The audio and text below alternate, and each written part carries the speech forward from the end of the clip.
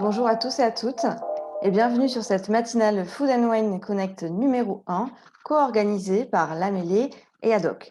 Je suis Amandine Reynaud, responsable de l'antenne montpelliéraine de l'association Lamellé, un réseau associatif qui, depuis 20 ans, accompagne la transformation digitale des entreprises et des organisations à travers toute l'Occitanie. Et ce matin, on a la chance d'avoir également Franck Bertu de chez Adoc, l'Agence régionale de développement économique.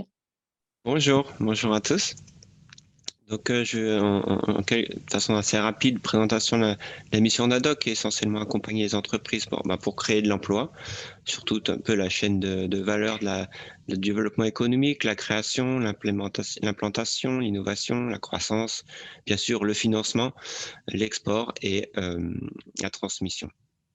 Alors en gros, on peut donc regrouper l'agence Adoc en 4 grands métiers qui font donc 4 grandes directions opérationnelles: l'attractivité, la croissance, l'international et conquête des marchés, avec qui nous avons avec Laurent, avec qui nous avons bien travaillé, puisque moi je fais partie de la direction innovation, donc comme avec Laurent, l'objectif est de structurer les projets et de gagner en performance économique pour les entreprises. Voilà, donc en quelques chiffres, Adoc, c'est quand même plus de 4 000 entreprises accompagnées, 1 500 projets individuels, plus de 500 projets d'innovation, et donc on travaille avec tout l'écosystème, y compris donc bien sûr de concert avec la Mêlée pour cet événement, et je remercie la Mêlée de m'avoir invité. Et ravi, vraiment ravi de travailler ensemble. Pour en dire un petit peu plus sur la mairie, c'est également 500 adhérents à travers toute l'Occitanie, 20 commissions, dont la commission Food Tech, qui porte aujourd'hui cet événement et plus largement cette programmation sur l'année de Food and Wine Connect. Alors, si nous sommes là, c'est par une volonté commune d'acteurs comme la Mêlée, comme Adoc, de soutenir la digitalisation comme solution de développement économique grâce aux dispositifs fournis par la région, notamment les programmes transformation numérique. Alors, on n'aura pas le temps de détailler toutes les aides de la région ici, mais je vous invite à consulter les sites transformation digitale, la Mêlée et Adoc. Alors, ce matin, nous sommes là pour parler des enjeux de la digitalisation pour digitaliser son point de vente.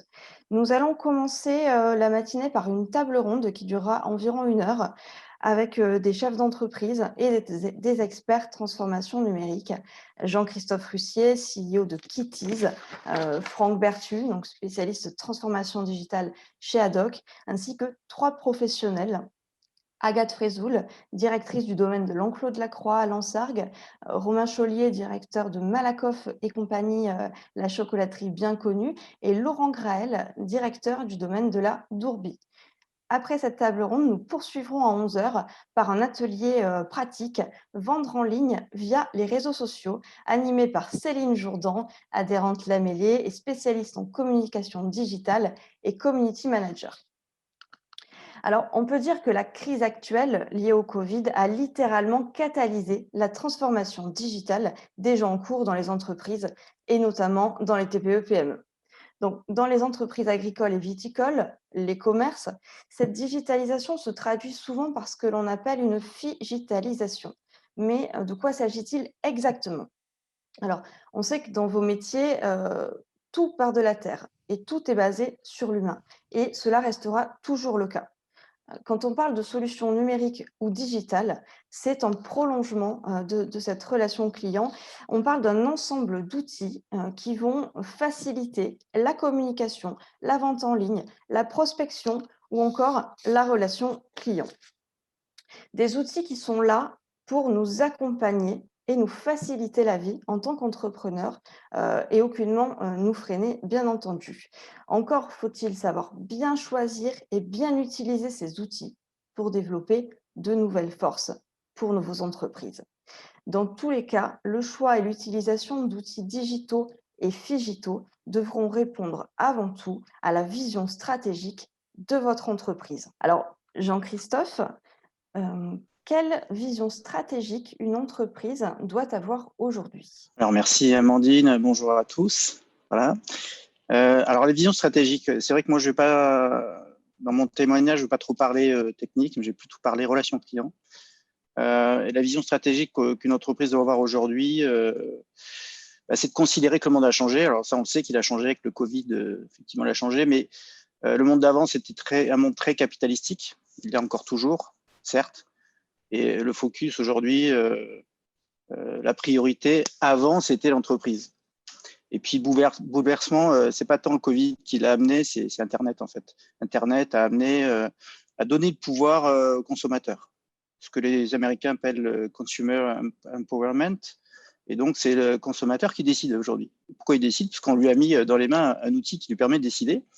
Je donne l'exemple d'une application que vous connaissez peut-être, l'application Yuka, par exemple, qui permet, quand on scanne un produit, de savoir ce qu'il y a dans le produit. Cette application, elle a carrément révolutionné en fait, la relation avec les industriels, puisqu'on impose, finalement, le consommateur impose aux industriels leurs besoins et donc ils achètent les produits que si les industriels changent leur façon de travailler. Donc finalement, la relation client, on se rend compte qu'elle a tout son sens. Aujourd'hui, on est regardé, on est exposé, on est jugé par le client, et le monde d'aujourd'hui fait que la priorité maintenant, c'est plus l'entreprise, mais ce sont les clients. Voilà. Et c'est pour ça que on peut dire que la vision stratégique tourne autour de la priorité client. Le client qui va aussi nous juger sur des aspects écologiques, sur l'équité, sur la responsabilité. Donc, en termes de vision stratégique, comment on doit se positionner aujourd'hui dans le monde? Aujourd'hui, c'est accorder une importance à la relation client. Alors, effectivement, cette relation client, on en parle énormément. C'est quoi précisément? En fait, dans la relation client, il y a deux mots qui parlent d'eux-mêmes. Hein. Il y a relation, il y a client. Donc, déjà, client, ça, on sait tous ce que c'est qu'un client, mais un client, c'est tellement important. Et je pense qu'on a tendance à oublier qu'un client, c'est une chance, en fait. C'est l'aboutissement d'un effort. Quand on l'a conquis, ce client-là, il ne faut pas le laisser partir. Et donc, il faut bâtir une relation avec ce client.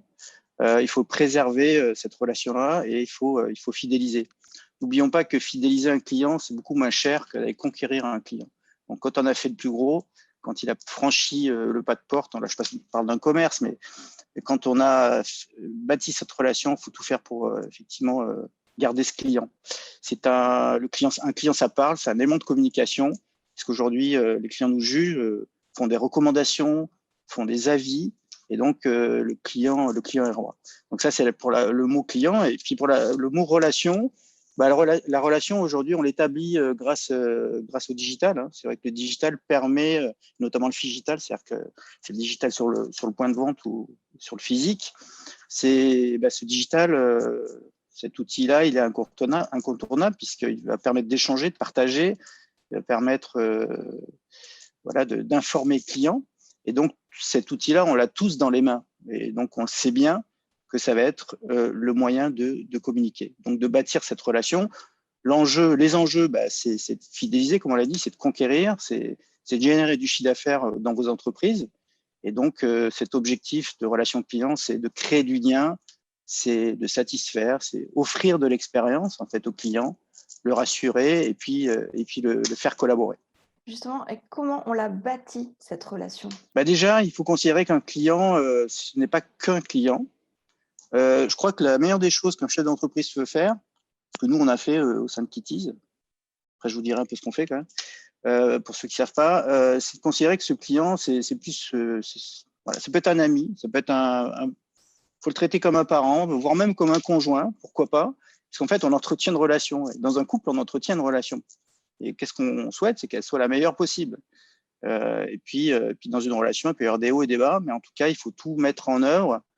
Il faut savoir donner en fait pour recevoir de son client. Il faut savoir recevoir, donc écouter son client pour mieux lui donner. Voilà. Donc, c'est vraiment créer cet échange. Alors, évidemment, la première des choses, ça va être de satisfaire vos clients avec vos produits et vos services, évidemment. Donc, si jamais vous n'arrivez pas à passer cette étape-là, la relation client n'a pas d'intérêt. Mais on part du principe, du postulat que, quand vous l'avez accueilli, ça s'est bien passé. Donc, l'objectif, ça va être de créer du lien. Et ça, c'est vraiment un élément qui est important. C'est ce qu'on fait chez Kitties. Savoir lui faire plaisir, lui surprendre, pourquoi pas. Donc, lui faire plaisir, ça peut être de récompenser, voilà. Donc, lui donner en fait l'envie de revenir et de parler de nous. Est-ce que tu peux nous en dire un petit peu plus justement sur la manière dont vous bâtissez et vous aidez les commerçants à bâtir cette relation chez Kitty's rapidement? Rapidement, chez Kitty's, ce qu'on sait faire, c'est remercier, en fait, c'est récompenser l'acte d'achat. C'est en fait, on fait un cadeau finalement, mais sans intention. C'est une attention plus qu'une intention. Voilà. Et donc, on le fait collaborer aussi, puisque dans Kitty's, les gens collaborent, nous remontent des informations. Et en fait, ils vont aussi contribuer à redynamiser les points de vente et les commerces notamment, puisque plus ils vont dans ces commerces, plus voilà. Donc, c'est faire d'un client un ambassadeur, c'est bâtir nos relations avec lui. C'est vraiment créer ce lien et le digital va permettre de créer ce lien et de collecter évidemment des informations. Donc voilà ce que Kitty sait faire aujourd'hui et on suscite la dopamine, c'est-à-dire le plaisir. Nos utilisateurs adorent cagnotter puisqu'on les récompense chaque fois et cette hormone du plaisir, quand on arrive à la susciter chez le client, il vous adopte, il s'approprie votre solution. Alors en faire un client addict, c'est le Graal, mais voilà, c'est un objectif qui est à viser et à atteindre et le digital permet tout ça. Merci. Et c'est important de signaler encore une fois que le digital sert l'humain et non l'inverse. Et vraiment au service de cette relation humaine, relation client-commerçant, client-chef d'entreprise. Alors, je vais m'adresser à Franck maintenant. Donc, en tant qu'expert transformation digitale, tu vas pouvoir nous en dire un petit peu plus sur les tenants et aboutissants justement de cette transformation digitale et de ces outils Figito. Alors, dis-nous pour toi, quelles sont les clés de la réussite lorsqu'on fait une transformation digitale en Figital? Oui, merci. Donc c'est vrai que déjà, vous l'avez compris en introduction, l'agence Ad hoc, on est très orienté développement économique. Donc maintenant, voilà, mon propos, maintenant que vous êtes persuadé qu'effectivement le Figital, c'est aussi essentiellement la relation client et c'est un peu l'objectif, c'est comment atteindre cet objectif. Donc peut-être pour replacer déjà dans le contexte les mots transformation digitale, c'est juste un peu comprendre un peu comment amener finalement une entreprise performante économiquement avec le digital et bien sûr, sans oublier son client. En fait, la transition numérique, donc ça a commencé quand même dans les années 80, dès qu'on a commencé à amener les disques durs dans l'entreprise. Du coup, ces disques durs ont amené des données. Et c'est vrai qu'on peut, depuis simplement une dizaine d'années, on va dire, avoir vu un virage en quelque sorte de la transition numérique qui avait quand même pour objectif simplement d'automatiser les flux d'informations, bien sûr de les partager aussi, mais enfin, c'était surtout en mode projet pour un objectif assez précis. Et alors est arrivé depuis donc 10 ans le mot transformation digitale qui a une connotation un peu plus révolutionnaire, comme si on allait tout bouleverser dans l'entreprise. Et effectivement, le numérique aujourd'hui, si elle impacte plus globalement l'entreprise qu'avant, c'est parce que justement, elle commence à intégrer la chaîne de valeur de l'entreprise. C'est-à-dire que maintenant, pour réussir donc et essayer de répondre à ta question, pour réussir une transformation digitale, il ne faut pas regarder que les processus de façon un peu séparée, mais bien reprendre du recul. Et c'est vraiment un travail à faire avec les dirigeants et les responsables des commerces pour essayer de réanalyser un peu quelle proposition de valeur le magasin peut proposer et quelle est l'activité du magasin qui permet d'avoir un positionnement un peu original par rapport à son concurrent. Et donc, dans les clés de la réussite, il faut commencer par ce diagnostic un peu général pour essayer déjà d'identifier s'il y a un frein à cette chaîne de valeur qu'on peut appeler un goulet d'étranglement. Et la première opération à faire dans la transformation digitale, une fois qu'on a identifié ce frein, qui peut être dans le parcours client, dans le processus achat, c'est déjà de le libérer et pas forcément avec du digital. Car effectivement, le digital, le numérique a cette capacité d'augmenter l'être humain, c'est le calcul, la rapidité, l'automatisation. Mais si on automatise un processus qui ne fonctionne pas déjà à la base, on risque d'aller un peu au clash. Donc, la première des choses, la première clé de la réussite de la transformation digitale, c'est vraiment déjà de trouver une organisation qui soit adaptée à être plus performante. Alors, c'est vrai que du coup, pour être un peu synthétique, je pense que il y a quand même quelques clés à donner. C'est déjà, donc comme on l'a entendu tout à l'heure par Jean-Christophe, si vous voulez connaître vos clients, il faut des données. Et des données, on en a plein. Et si vous les avez pas encore vues, eh bien elles y sont même chez vous, comme vous l'avez vu et entendu depuis 1980. Elles sont dans vos disques durs. Donc il faut déjà essayer de regarder ce que vous avez déjà aujourd'hui et surtout ce que vous pouvez collecter avec tous les moyens qu'on connaît aujourd'hui, notamment les réseaux sociaux, bien sûr, les mobiles. Tous vos clients donc ont des mobiles aujourd'hui. Ils sont déjà tous digitalisés et peut-être plus même que votre entreprise. Donc l'objectif dans un premier temps, c'est d'essayer de capter ces données pour essayer de en tirer de la valeur déjà par la connaissance que pourraient donner ces données. Alors il y a des données qui n'apportent rien, hein, donc il faut quand même savoir le tri. Il faut être là aussi, être accompagné pour essayer de valoriser ces données. Et puis, si vous n'en avez pas assez, si vous vous rendez compte que le client que vous voulez essayer de connaître, il ne suffit pas, eh ben, il faut peut-être rajouter là, effectivement, des solutions numériques, je dirais, à bon escient, comme le propose donc Kitty, c'est-à-dire commencer à digitaliser un peu ce parcours client pour au final, et ça c'est l'essentiel, c'est une clé, je pense, qui est essentielle à la transformation digitale, surtout dans le digital, c'est que le client ne se rende pas compte, hein. On l'a dit, le facteur H, le facteur humain est essentiel, surtout dans la relation client au moment du commerce, de l'acte d'achat. Et donc, il faut surtout que le client ait l'impression à la fois qu'il soit connu de toutes parts, hein, le parcours client n'est pas linéaire, donc quelle que soit la façon dont il va vous rencontrer, vous connaître, que ce soit sur Internet, que ce soit sur des newsletters ou dans la rue, il faut que ce numérique soit complètement intégré dans le parcours client de façon très naturelle, ce qu'on peut lire aujourd'hui, sans couture, pour que ça se fasse bien et que la transformation digitale soit réussie. Enfin, peut-être un dernier message pour que vraiment la transformation digitale soit réussie, c'est qu'une fois que vous avez identifié cette chaîne de valeur, surtout pour un dirigeant aujourd'hui, pour les entreprises, une fois qu'on a fait le diagnostic, en général, on se retrouve avec une liste d'actions digitales à mettre en œuvre tellement grande que finalement, ça refroidit, ça freine un peu ces projets de transformation digitale. Donc, il faut prioriser tout ça.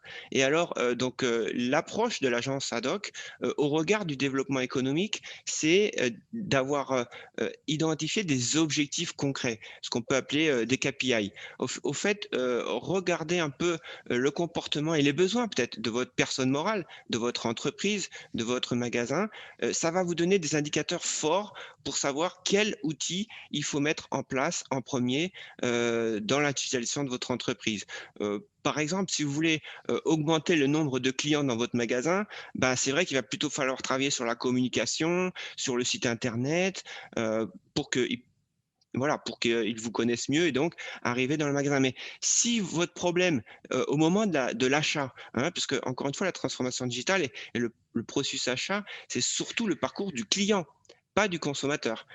Donc si au final, le goulet d'étranglement, il est peut-être au moment de l'acte de paiement, parce qu'il y a une chaîne, il y a une file d'attente trop longue et vous voyez que des clients partent du magasin pour éviter d'attendre, surtout, la priorité, c'est pas de faire le site internet, mais peut-être travailler plutôt sur la partie file d'attente de l'acte de paiement.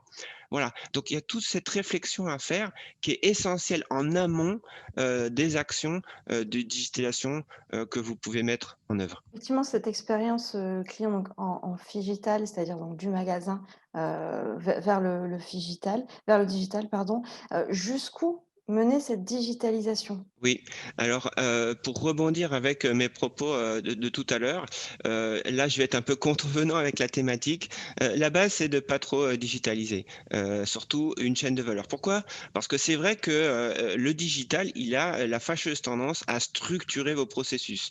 Or aujourd'hui, on le voit de plus en plus, et les contraintes du dirigeant sont celles-ci, que devant toutes ces contraintes, on commence à avoir du mal à s'adapter.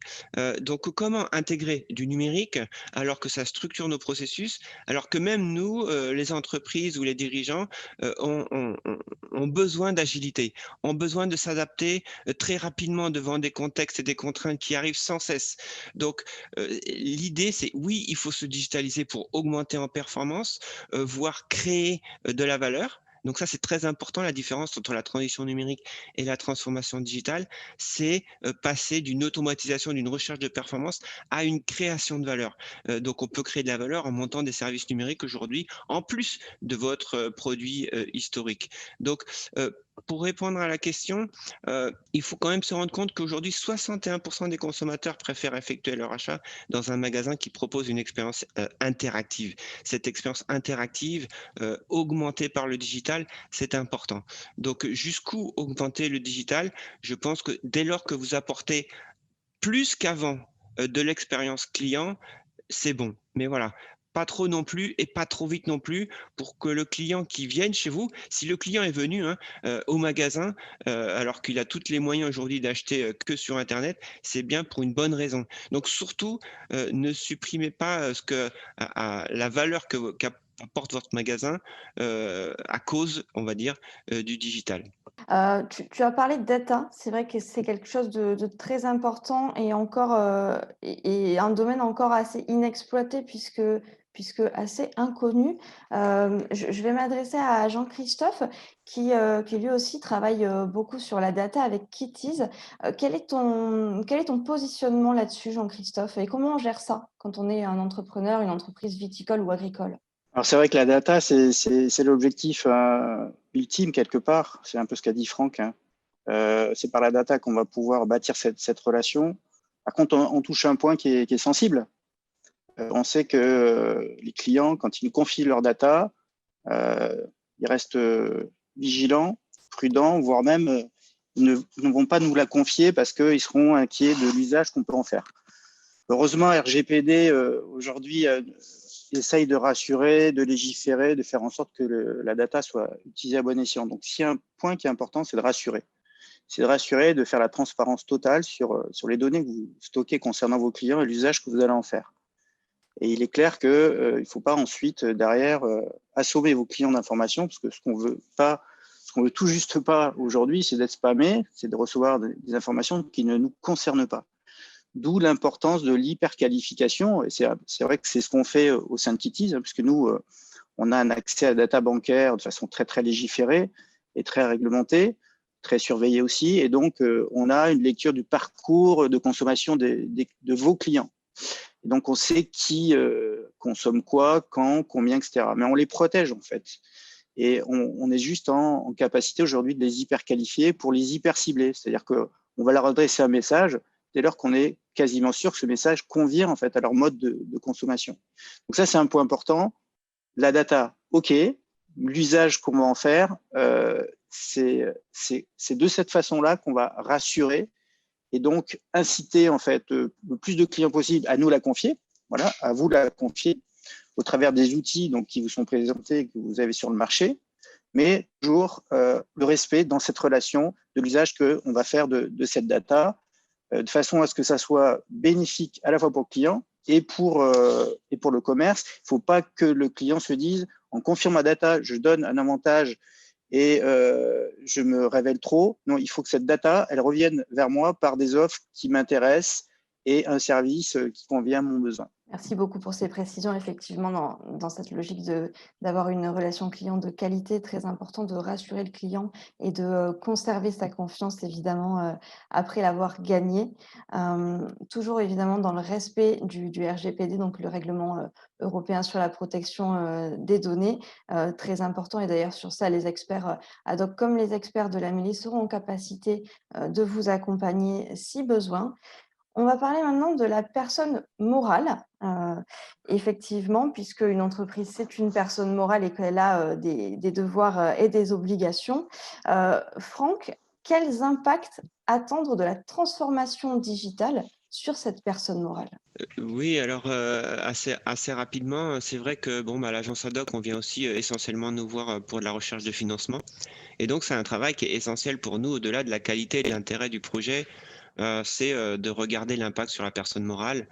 Et donc, en fait, c'est peut-être aussi, et vous l'avez entendu tout à l'heure, pour nous en tout cas, un moyen de prioriser ces actions donc, en digitalisant un peu ce qui pourrait avoir un impact le plus rapidement possible sur cette personne morale pour générer du cash. L'impact majeur, par exemple, c'est identifier les indicateurs comme on l'a dit tout à l'heure. Il y a quand même dans cette digitalisation, que ce soit un magasin ou une entreprise normale, hein, des impacts à attendre de la digitalisation. Et alors, il y a une surprise qui est assez intéressante, c'est que donc au quotidien, je reçois des cahiers des charges, des expressions de besoin, des devis des entreprises et des magasins qui veulent se digitaliser, avec donc toujours une expression fonctionnelle qui est très claire et qui va toujours dans le sens du besoin. Et souvent, et d'ailleurs quasiment tout le temps, de par la compétence de la filière numérique, les solutions techniques sont en adéquation avec les besoins. Donc là-dessus, il y a pas de souci et ça correspond depuis, comme je disais tout à l'heure, à peu près 25 ans d'informatique, on sait faire. Mais alors, il y a aujourd'hui un trou dans la raquette, c'est que bien que la solution technique réponde aux besoins, il n'y a pas l'écho. Il n'y a pas l'écho business derrière, ou en tout cas pas suffisamment, et en tout cas pas tracé. Et alors, le message que l'agence Ad hoc peut porter sur la transformation digitale, c'est celui-là, c'est partez d'indicateurs aujourd'hui concrets. Votre personne morale, elle s'exprime bien aujourd'hui.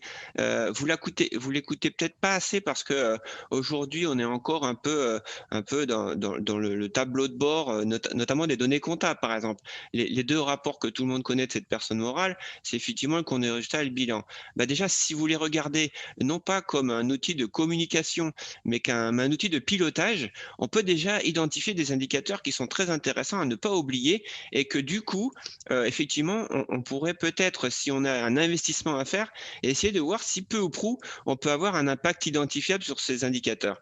Et le cas échéant, on peut continuer, mais au cas contraire, on peut se poser la question si vraiment on a bien priorisé ces actions. Alors, je vais vous donner juste 2-3 exemples pour expliquer mes propos. Si par exemple, vous voulez, je sais pas moi, augmenter votre EBE, donc qui est aujourd'hui la performance de la production de votre activité, bah, il est préférable par exemple de digitaliser ce qui pourrait augmenter la prise de commande. Donc cette prise de commande, donc comme on l'a dit tout à l'heure, ça va bien sûr, normalement, mécaniquement augmenter votre chiffre d'affaires qui va avoir donc un impact sur le BE.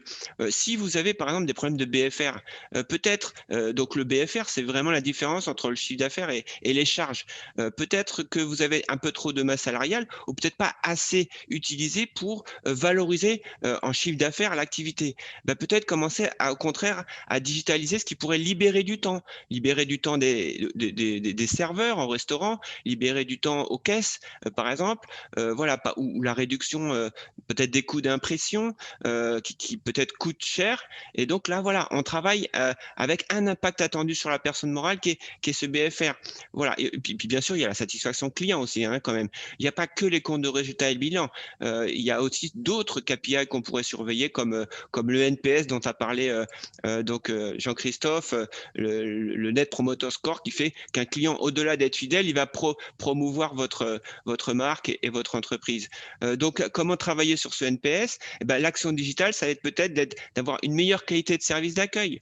Voilà. Donc, l'idée, le message, effectivement, la réponse que je voudrais te faire, c'est quand vous commencez à digitaliser, faites bien à répondre à une solution technique, à un besoin, mais aussi regardez, essayez de mesurer si elle a un impact sur cette personne morale, qui vous le rendra bien. Merci beaucoup pour cette réponse très détaillée et très tangible, j'aimerais dire. De l'importance, avec tous les facteurs que tu as cités, de se faire aussi accompagner pour identifier les bons items, faire un diagnostic en fait, complet, pour vraiment cibler ses besoins et aller chercher les solutions adaptées effectivement. Ce serait contre-productif, de choisir entre guillemets «des outils au hasard» ou d'en choisir, trop ou pas assez qui ne seraient pas, même peut-être pas forcément compatibles, les uns les autres.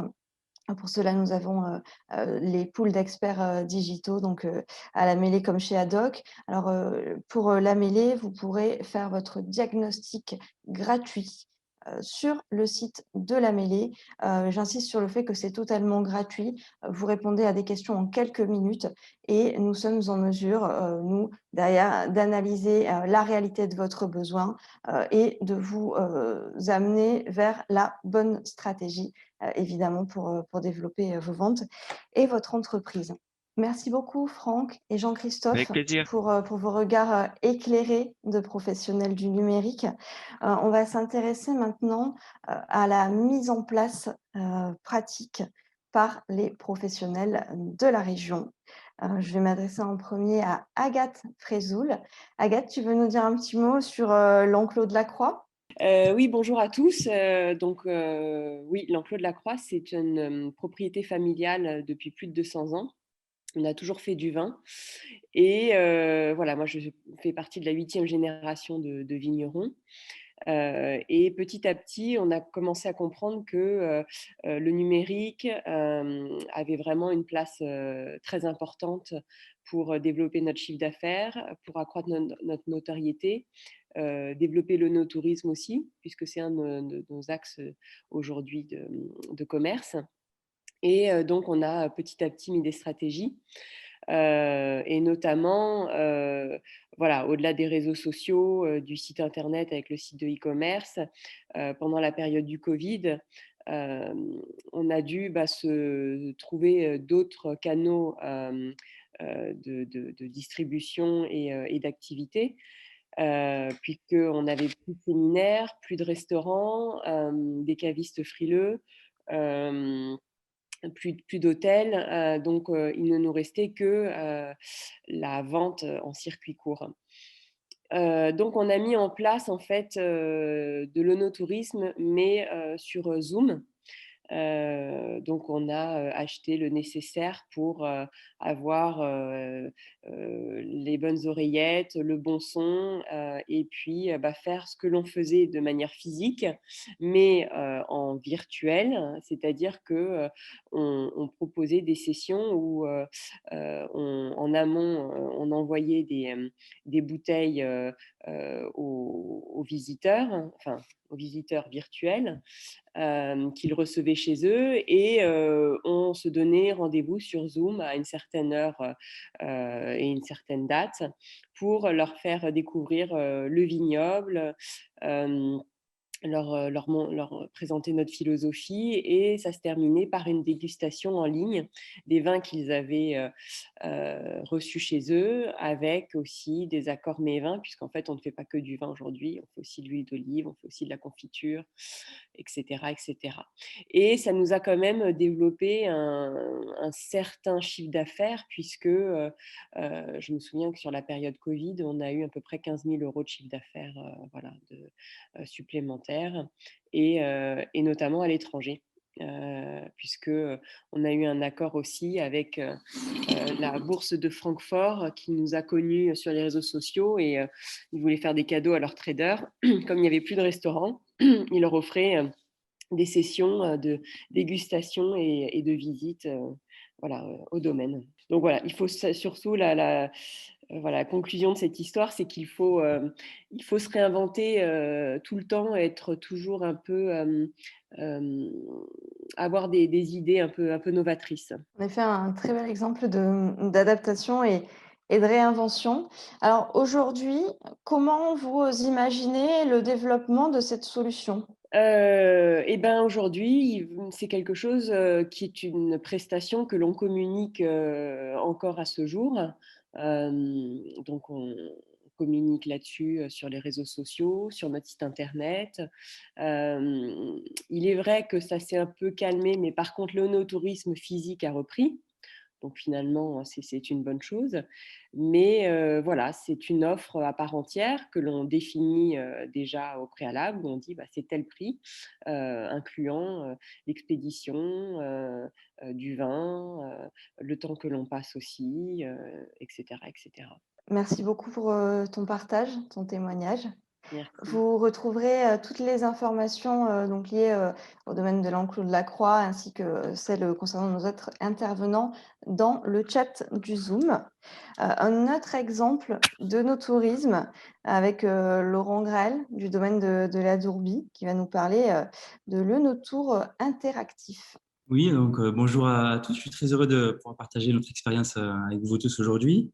Donc, nous sommes un domaine familial pour vous présenter d'où nous sommes, de la vallée de l'Hérault à Canet, exactement, de 32 hectares en bio depuis 2009. Et donc, nous avons toujours été très dynamiques dans nos tourismes physiques depuis toujours. Et on a essayé plein de choses. Voilà, pour vous présenter un peu le contexte, hein. On a fait des concerts, des balades gourmandes, des marchés du terroir. On a été classé aussi jardin remarquable parce que nous avons un parc de 5 hectares au cœur du vignoble sur le domaine. Donc, on a fait des visites de jardin aussi et puis bien d'autres choses. Et nous avons été face à une problématique, c'est qu'on n'était pas dans notre cœur de métier souvent. On avait une demande aussi de notre clientèle d'apprendre aussi sur le vin et de découvrir un peu plus de notre métier.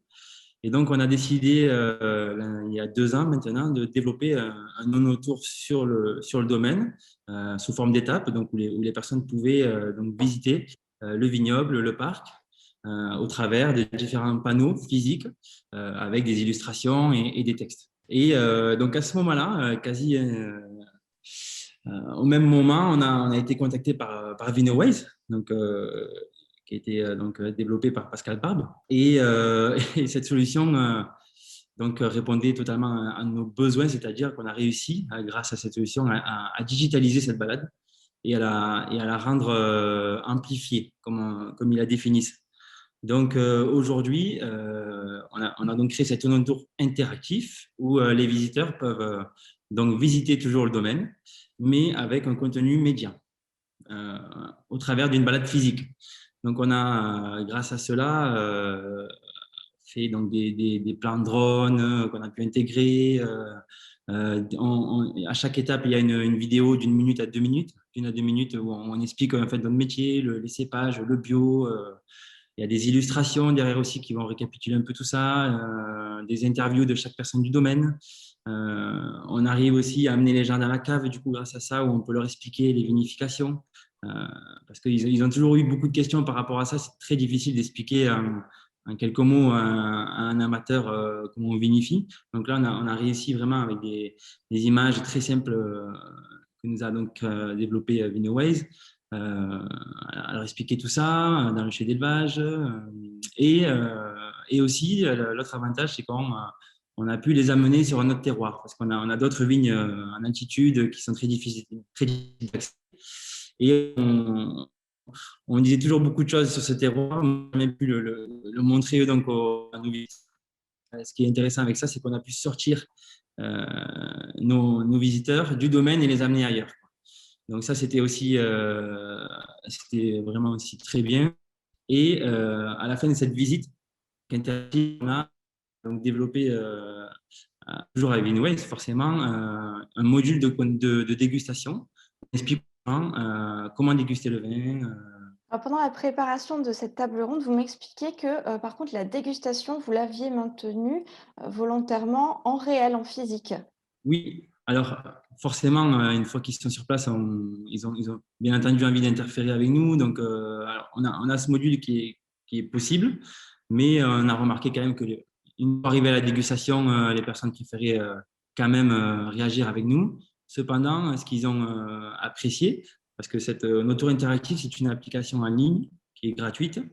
Donc, les personnes ont un accès. Donc, c'est une connexion très simple et peuvent revoir et déguster nos vins chez eux avec ce module.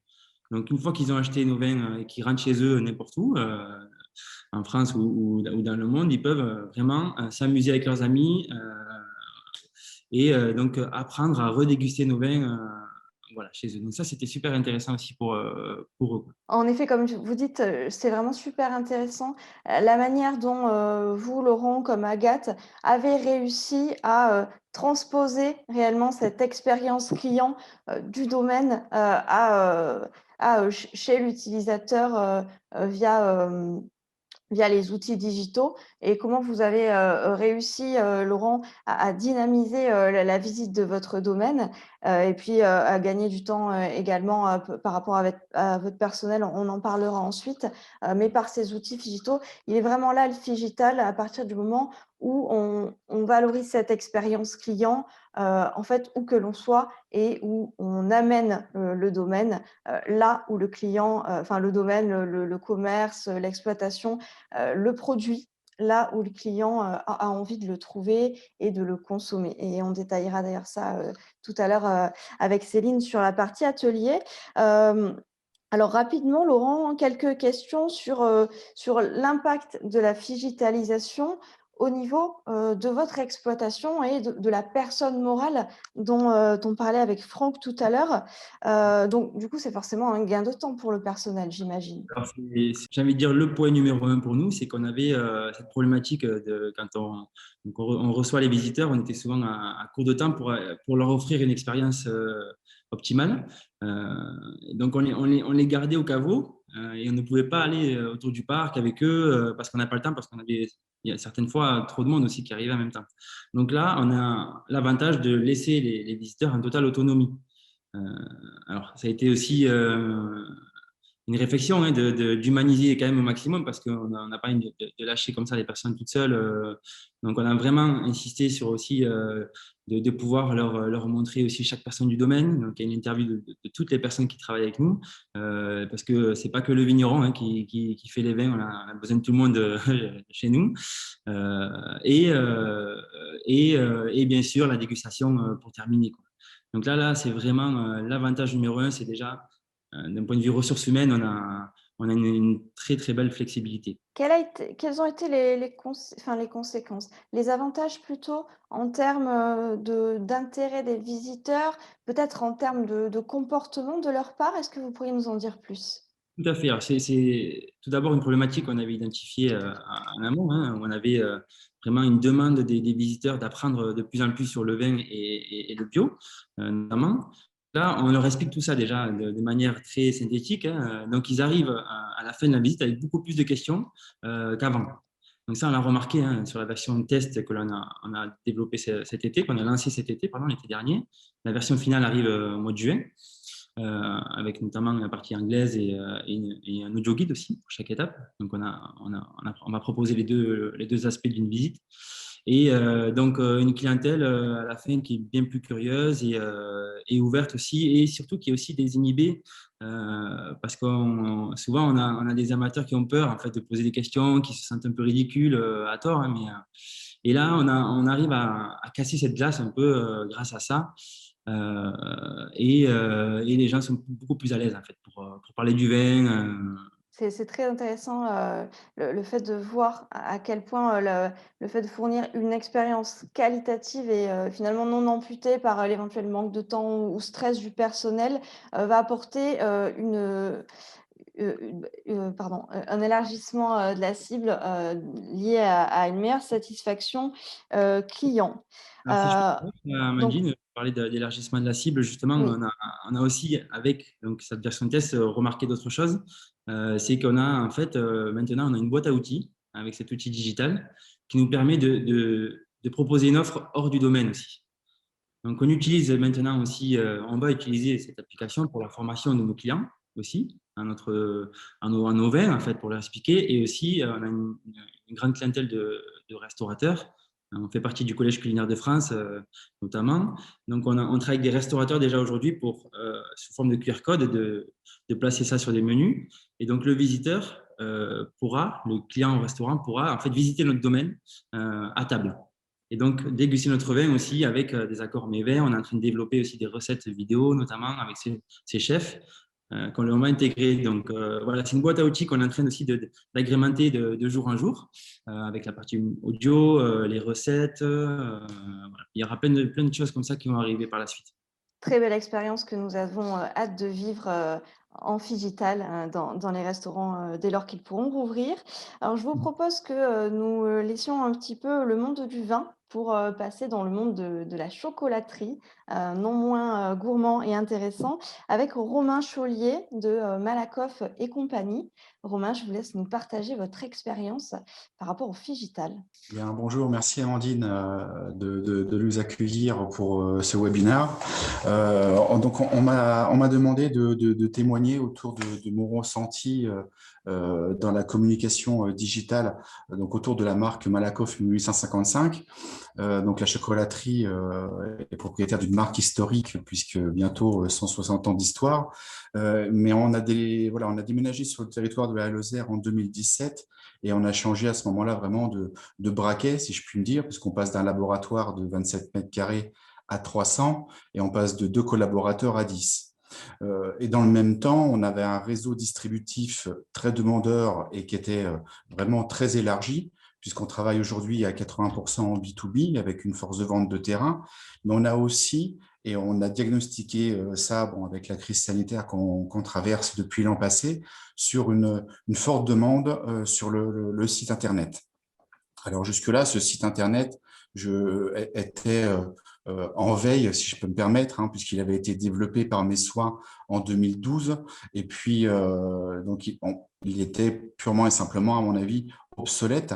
Ce que je voulais dire et ce que je voulais vraiment témoigner, c'est que moi, en tant que chef d'entreprise et bien souvent multicasquette, comme beaucoup d'entre nous, c'est vraiment, on n'a pas toutes ces compétences de digitalisation, de communicants, les réseaux sociaux, etc. C'est se dire, du fait qu'on n'y connaisse rien, il faut se faire accompagner. Et le témoignage que je voulais porter aujourd'hui, c'était déjà définir et isoler un budget donc nécessaire à notre communication, qui, pour notre part, a été de refondre l'intégralité de notre site Internet pour le mettre avec des nouveaux outils, des nouveaux modules permettant peut-être d'extraire des données ou des data, comme précédemment expliqué. Mais voilà, des modules aussi d'avis vérifiés, parce qu'on a à cœur de mettre le client, le consommateur, mais aussi les clients, parce que nos clients sont en majorité des professionnels, au cœur des avis qui pouvaient justement nous faire paraître. Donc, une fois qu'on a isolé ce budget et qu'on a refondu notre site Internet en 2017, c'est vrai que l'an passé, avec les magasins fermés ou en tout ou partie nos revendeurs, épiceries fines aussi non essentielles, on a vu vraiment une recrudescence de la consommation à travers notre site Internet. Et on a accepté à ce moment précis de mener des actions avec donc notre agence de communication, donc des actions ponctuelles de communication à travers les réseaux sociaux. Le point de départ, c'était un budget. Ça fait plusieurs années que ma boîte de communication m'invite à avoir ce type d'action et d'adresser des messages au consommateur final. Ça a été le moment déclencheur pour dire on mène une vraie action promotionnelle, une vraie action de notoriété. Voilà, on est très, très, très satisfait des retours et des avis de nos consommateurs. Notre chiffre Internet a fait 3,5 fois son chiffre d'affaires sur l'an 2020 par rapport à 2019. Donc voilà, c'est rassurant pour nous de s'adresser à notre consommateur et de voir que sitôt qu'on y met un budget et qu'on isole un budget pour communiquer, on a des résultats immédiats. Alors, merci beaucoup pour votre témoignage. Effectivement, 3,5 fois de multiplication de chiffre d'affaires, c'est significatif. Et on voit bien l'importance d'investir dans une stratégie de communication et de se faire accompagner. Complètement. Je vous remercie pour vos témoignages à tous. Est-ce que vous souhaitez dire un dernier mot? Moi, j'aurais alors plus une question, j'espère que il y aura peut-être un temps d'échange aussi à ce moment-là, mais on doit être pour certains sollicités dans le monde voilà, digital par des blogueurs, par des communicants qui veulent des produits pour les mettre en avant. Donc, quand on parle de sollicitation, c'est à raison de 2 fois par semaine. Donc, ma question serait comment y répondre? Est-ce qu'on répond à tout le monde? C'est quand même du budget. Comment se faire accompagner de cette partie-là? Voilà. Alors, donc en termes effectivement de marketing d'influence et en fait, je laisserai, peut-être Céline, vous en dire un petit peu plus puisqu'elle est vraiment experte, en la matière.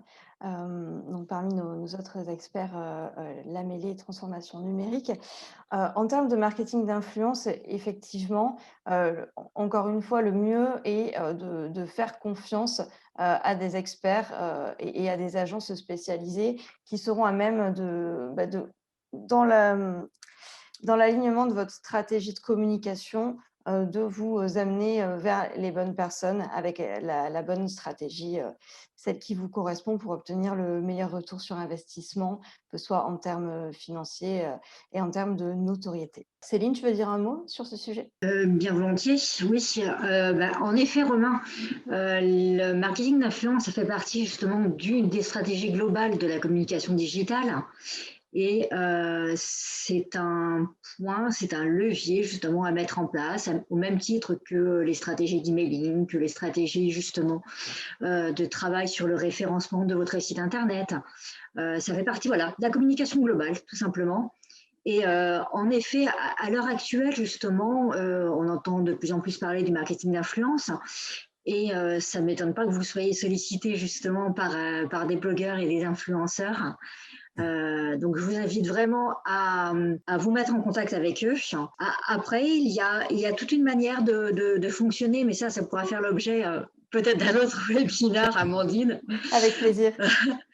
Parce que oui, voilà, il y a pas mal de choses à voir en avant par rapport à ce que vous recherchez, vous, en termes de communication digitale, hein.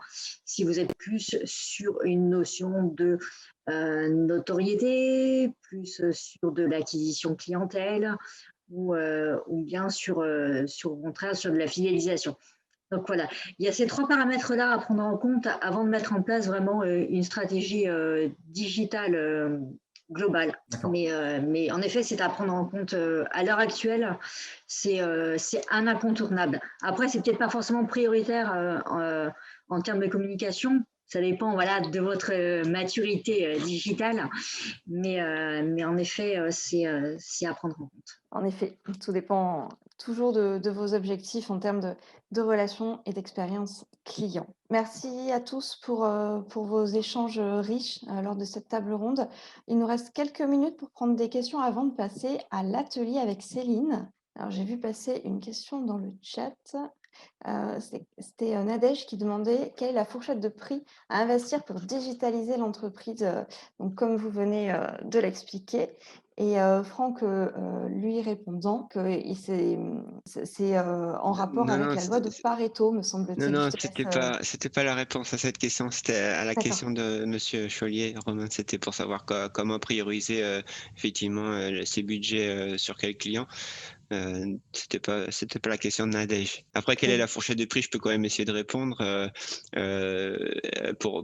Si effectivement vous regardez la personne morale, toujours la même, ça peut être vraiment un bon indicateur en fonction de vos objectifs, de la marche à passer, des atteintes des objectifs. S'ils sont très ambitieux, bien sûr, il faudra l'effort cohérent.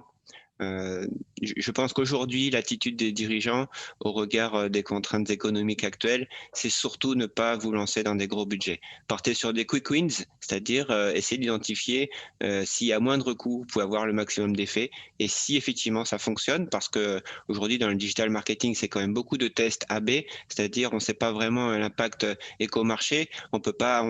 Si vous voyez un consultant qui arrive et vous dit c'est ça la méthode, et là ne craignez rien, vous allez banco.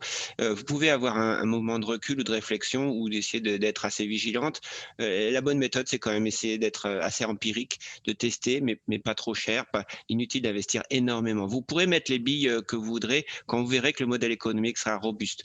Et là, oui, vous pouvez y aller. Et là, du coup, il y a des budgets considérables, 100, 200, 300 000 euros dans le web marketing. Mais pourquoi? Parce qu'en fait, il y a le ROI derrière, comme on l'a entendu tout à l'heure. Mais ne partez pas trop vite. Testez d'abord vos clients. Alors, Laurence nous demande donc, il existe des aides financières pour soutenir les entreprises, il me semble. Alors, tout à fait. On a tout un panel d'aides fournies par notamment notre belle région Occitanie. Donc, du côté de la mêlée, cela se traduit par le programme transformation digitale qui consiste en un pré-diagnostic tout d'abord pour vraiment évaluer les besoins de l'entreprise. Où sont-ils? À quel niveau se situent-ils? Et ça nous permet de vous orienter vers les bons experts et à la clé des financements également de la région. Donc certaines prestations peuvent être financées, il faut savoir, jusqu'à 50%. Donc ça, c'est un vrai levier pour votre transformation digitale et forcément derrière pour votre ROI. Franck, tu veux nous en dire un peu plus, puisque je sais que tu connais bien les autres aides également? Oui, 2 mots. Donc effectivement, comme l'a dit Amandine, l'objectif, c'est pas d'avoir la subvention, c'est surtout, la rentabilité, l'efficacité. Donc cette efficacité d'investissement, il sera effectivement, suite à un bon diagnostic. Mais pour répondre à la question, il y a 2 aides aujourd'hui qui semblent assez intéressantes pour vous. Ce qu'on appelle le Pass Occitanie qui finance de l'investissement, donc que des devis, et notamment l'investissement numérique, hein, que ce soit, l'investissement, corporel ou incorporel. Il n'y a pas de souci là-dessus. Et puis une autre aide qui est assez récente, qui s'appelle Local, qui finance notamment les commerces.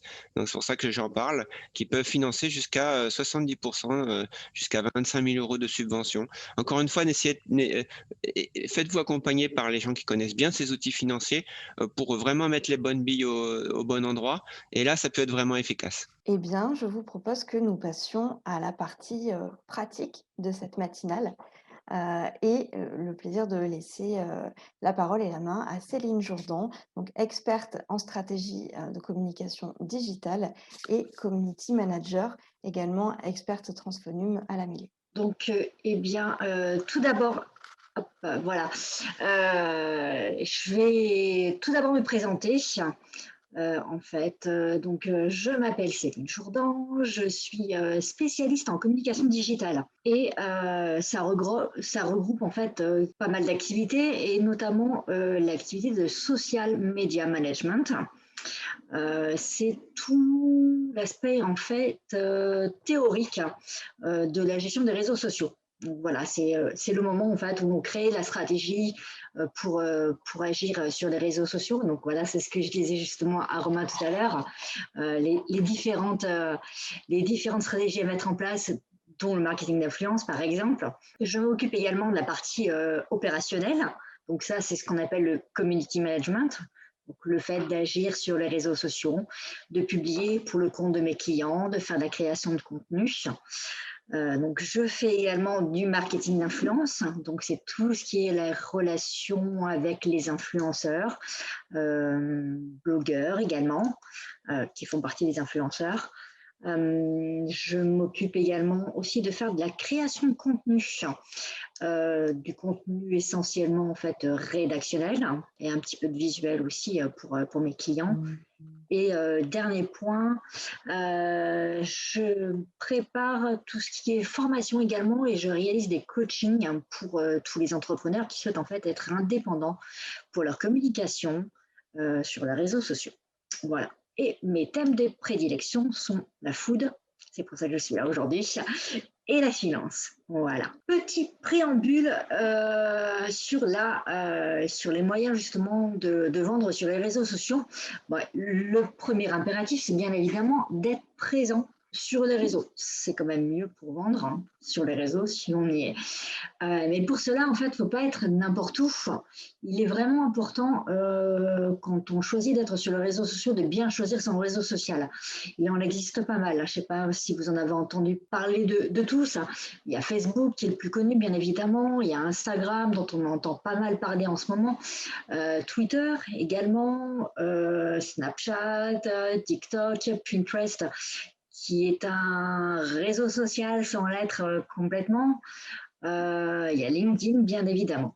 Bref, il est important vraiment de bien choisir son réseau social parce que vous allez le choisir en fait en fonction de l'endroit où se trouve votre cible, votre client idéal en fait. Si votre client idéal est plutôt orienté business to business, orienté professionnel, comme par exemple ça peut être des revendeurs. Si vous êtes un producteur, comme le disait Romain tout à l'heure, il vend essentiellement à un réseau de revendeurs d'épicerie fine. Et bien dans ce cas-là, on choisit plutôt, il y a Facebook qui est incontournable, donc là, peu importe votre cible, c'est quand même bien d'y être. Mais il y a LinkedIn aussi, sur lequel il faut y penser. Si vous êtes orienté plutôt business to customer, B2C, dans ce cas-là, outre Facebook, vous pouvez penser aussi à aller sur Instagram ou bien sur Snapchat ou TikTok. Tout dépend en fait, là aussi de l'âge de votre clientèle. Après, c'est tout un choix, il y a toute une stratégie, il y a toute une étude en fait vraiment de votre client idéal pour choisir son réseau social. Et un autre point important quand on est sur le réseau, c'est d'être actif. C'est donc de publier régulièrement. Mais il ne faut pas publier, en fait, pour publier. Il faut publier, mais également interagir avec votre communauté. C'est-à-dire laisser des commentaires, répondre aux commentaires justement de vos clients. Parce que vous ne publiez pas juste comme ça, puis vous partez. C'est vraiment important d'entretenir une relation avec votre clientèle, en fait, comme dans un commerce physique classique. Voilà, considérez vraiment les réseaux sociaux comme un commerce, mais digital. Voilà. Céline, sur cette partie publication, on entend beaucoup de choses sur les différents blogs, publications. Est-ce qu'il faut publier tous les jours sur Instagram, une fois par semaine sur Facebook ou alors au contraire 3 fois par semaine? Est-ce qu'il y a des règles dans ce domaine-là? Il n'y a pas de règles. Comme le disait tout à l'heure Franck, justement, c'est beaucoup d'A/B testing. Il faut voir un petit peu comment réagit votre communauté pour savoir justement la fréquence à laquelle publier sur les réseaux sociaux. Tout dépend aussi de la largeur de votre communauté. Quand on a une communauté vraiment très large, on peut se permettre de publier plusieurs fois. Les outils de presse, eux, étant très suivis et justement ayant pas mal d'informations à donner, ils publient plusieurs fois par jour. Ce n'est pas forcément nécessaire pour un commerce local de publier plusieurs fois par jour. C'est même plutôt déconseillé parce que après on tombe dans l'infobésité, trop d'informations. Et là, en fait, ça va clairement déstabiliser, saouler en fait votre communauté. Donc, on publie régulièrement, mais il faut vraiment faire attention à la façon dont réagit votre communauté. Donc, ça peut aller de 2 fois par semaine sur un réseau social à 5 fois, voire 7 fois. Ça dépend, vraiment comment réagit votre communauté en face. Donc, on va partir donc sur la première partie complètement dédiée à Instagram Shopping et Facebook Boutique. Je ne sais pas si vous en avez entendu parler, mais ce sont vraiment 2 outils faciles à utiliser. Vous les allez voir si vous avez un site internet, c'est très bien, ça va être facile. Alors, Facebook Boutique, qu'est-ce que c'est? Alors, il s'agit en fait d'un catalogue de vente en ligne. Ça répertorie en fait, c'est un site entre guillemets vitrine, donc qui va permettre à votre communauté d'accéder à la fiche de présentation du produit avec toutes ses caractéristiques et aussi, mais surtout, d'orienter vers votre site marchand pour notamment finaliser l'opération de vente et notamment le paiement directement sur votre site. Je dis pour l'instant parce qu'il y a des changements qui sont attendus et on les attend avec impatience, justement. Mais j'en reparlerai un peu plus tard. Les règles à respecter pour mettre en place justement Facebook Boutique et Instagram Shopping, il y en a 2. C'est tout d'abord, c'est de vendre des produits. Et oui, pour le moment, les services, là aussi je dis pour le moment parce qu'il y a quand même pas mal d'évolutions qui se passent en ce moment. Facebook, enfin le groupe Facebook, hein, parce que Instagram fait partie du groupe Facebook, hein. Tout est en train de changer en fait. Ils sont vraiment très orientés ces derniers temps vers la vente en ligne. Et donc, ce que je dis aujourd'hui peut ne plus être valable demain. Donc aujourd'hui, on vend uniquement des produits, mais peut-être que demain, on pourra vendre enfin des services. Enfin, moi, à titre perso, ça m'arrangerait aussi qu'on vende des services, parce que je ne vends que des services, je ne vends pas de produits. Donc voilà, pour l'instant, il faut vendre des produits. Et le deuxième point, qu'il est indispensable, c'est tout simplement d'avoir un site internet avec une partie boutique. Et oui, parce qu'en fait, les produits que vous allez présenter sur votre Facebook boutique vont être complètement reliés directement aux produits sur votre site internet. Donc c'est pour ça qu'il est vraiment indispensable d'avoir les deux pour mettre en place Facebook boutique et Instagram shopping. Alors, peut-être avant de poursuivre sur les détails de ces 2 solutions, est-ce que, dans les personnes qui sont ici présentes, certains et certaines d'entre vous ont déjà installé, ces boutiques? Isabelle qui nous dit: «Oui, un site internet, mais pas encore, Facebook, shopping, Facebook boutique ni Instagram shopping». Donc, c'est pour ça aussi qu'on est là aujourd'hui, pour vous expliquer tous les avantages de ces solutions et peut-être, vous aider à les installer par la suite. Et Laurent Graël, oui. Alors justement, là, je vais vous parler de la première étape et vous allez voir justement pour ceux qui ont déjà la boutique en ligne, comme quoi ça va être facile en fait. Peut-être plus facile d'ailleurs que la mise en place de la boutique en ligne directe, qui est quand même généralement très complète, avec pas mal de paramétrage. Là, pour le paramétrage vraiment de la boutique Instagram, c'est nettement plus rapide. La première étape, c'est tout d'abord en fait, l'intégration des produits. Elle peut se faire de 2 manières. Il y a soit la manière manuelle, donc vous les rentrez un à un, chaque produit, avec les caractéristiques, avec le prix, avec quelques détails. Et ensuite, vous pouvez également paramétrer, intégrer en fait les produits par lot. Donc tout ça, ça se passe, enfin que ce soit au niveau de Facebook ou alors au niveau d'Instagram, ça se fait directement sur Facebook. Il n'y a qu'une seule action pour les 2 plateformes, donc ça vous fait gagner quand même pas mal de temps. Donc si vous êtes à la fois sur les 2 plateformes, si vous mettez en place Facebook boutique, faites également sur Instagram. Ça se passe très très facilement. Donc, ça serait dommage de passer à côté d'Instagram boutique si vous l'avez déjà fait sur Facebook. Donc, voilà vraiment concrètement comment ça se passe en fait quand on est sur l'outil de paramétrage en fait de la boutique Facebook. Voilà, vous ajoutez donc les articles à votre catalogue, donc soit de manière manuelle avec donc un formulaire à rajouter un à un avec le prix, la description, le nom du produit, et voilà. Ou sinon, vous l'importez par lot, ce qui peut être pratique en fait, notamment quand vous lancez en fait votre boutique. Moi, c'est ce que je recommande de faire en fait, c'est l'importation par lot avec le fichier Excel. Souvent que vous importez depuis votre boutique en ligne et c'est bien plus pratique après à mettre en place. Et après, vous les rajoutez manuellement quand vous avez des nouveaux produits qui rentrent. Et voilà. Après, il y a l'utilisation d'un pixel. Mais là, c'est un peu plus compliqué. Et comme je pense que pas mal d'entre vous sont un peu néophytes en la matière, on va passer sur ce point. Et la deuxième étape, une fois que vous avez paramétré en fait votre boutique, c'est tout simplement l'utilisation des produits. Ce que vous allez faire avec justement les produits que vous avez rentrés dans votre boutique Facebook ou Instagram. Vous avez 4 solutions. Alors sur Facebook, pour l'instant, on peut mettre un tag sur les posts. Il n'y a que sur les posts Facebook pour l'instant.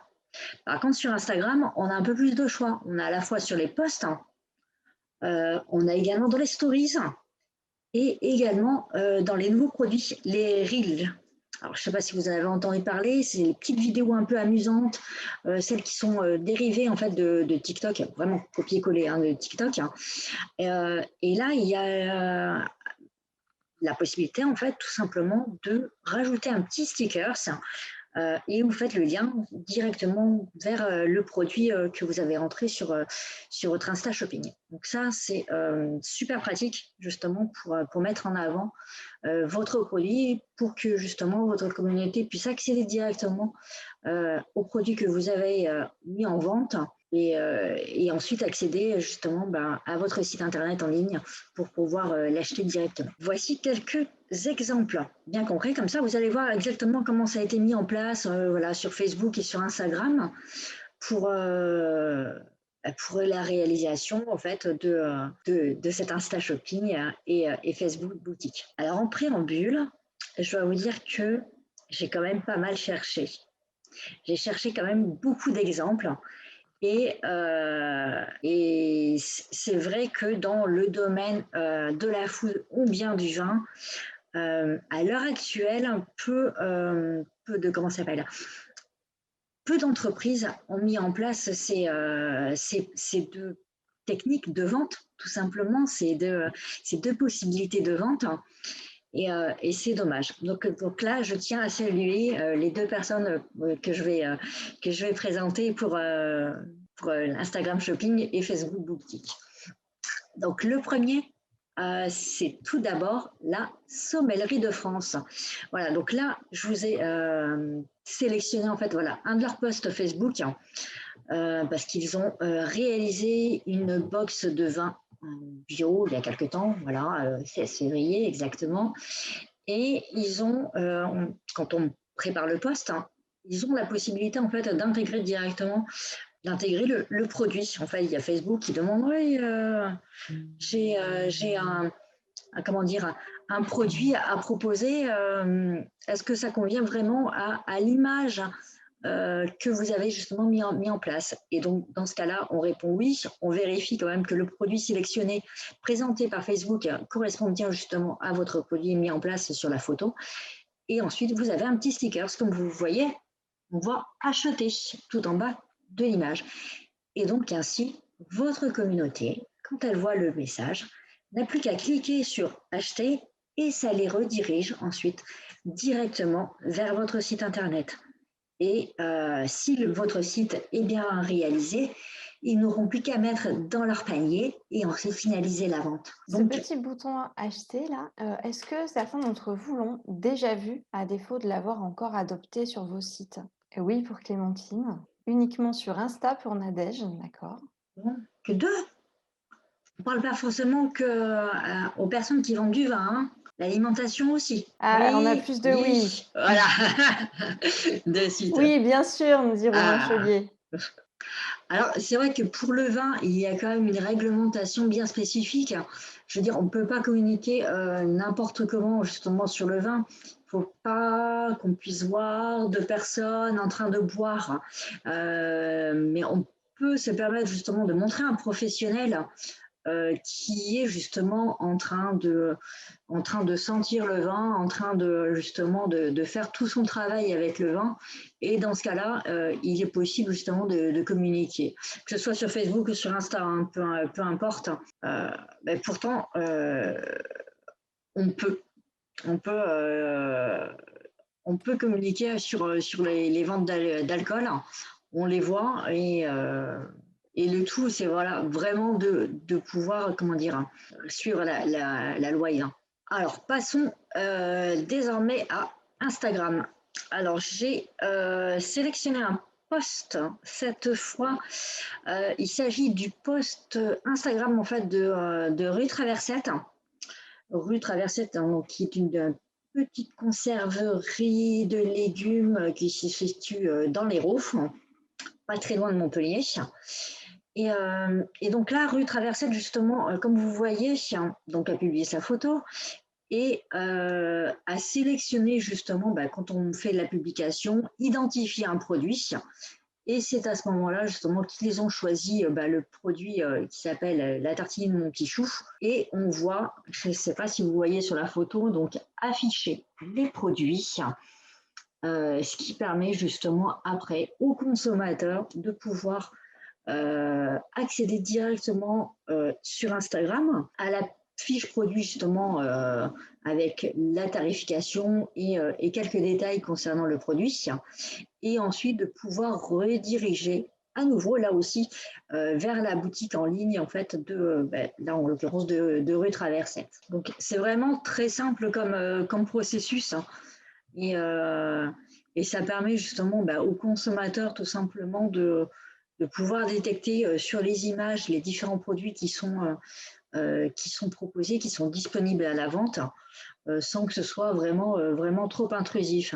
Voilà. Là, il n'y a pas de remarques. Enfin, sur l'image, il n'y a pas de tarif indiqué, etc. On peut vraiment rester dans le visuel, dans la partie qui est véritablement inspiration. Voilà, comment utiliser justement ma tartine petit chou, voilà, en faisant une sorte de petit sandwich, en mettant un petit peu de crème dessus, enfin, ou de maillot, enfin, je ne sais pas exactement ce que c'était. Donc voilà, c'est vraiment pour rester dans la partie inspiration plus que l'aspect vente, tout en ne négligeant pas justement quand même l'aspect vente au final. Concernant Facebook Boutique et Instagram Shopping, la présentation, c'est quand l'avantage, c'est quand même qu'on a une présentation qui est quand même nettement moins académique des produits que ne l'est une boutique en ligne. Une boutique en ligne, en règle générale, on a le joli produit derrière, avec un fond blanc derrière ou un fond légèrement coloré, qui reste vraiment très factuel. Sur Facebook ou sur Instagram, on peut se permettre justement de montrer plus le produit en situation, l'utilisation finale par le consommateur, ou alors plus dans sa présentation chez vous au moment de sa production.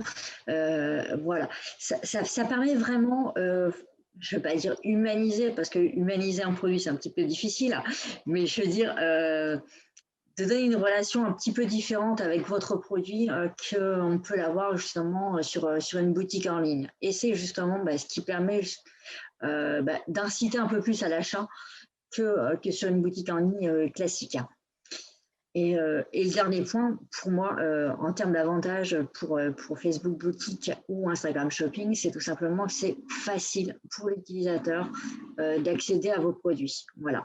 Parce qu'en scrollant sur Instagram, voilà, on passe, hop, on voit la super image de la tartine qui donne super envie. On clique dessus, on accède directement sur Instagram toujours donc aux produits, et on a un clic supplémentaire.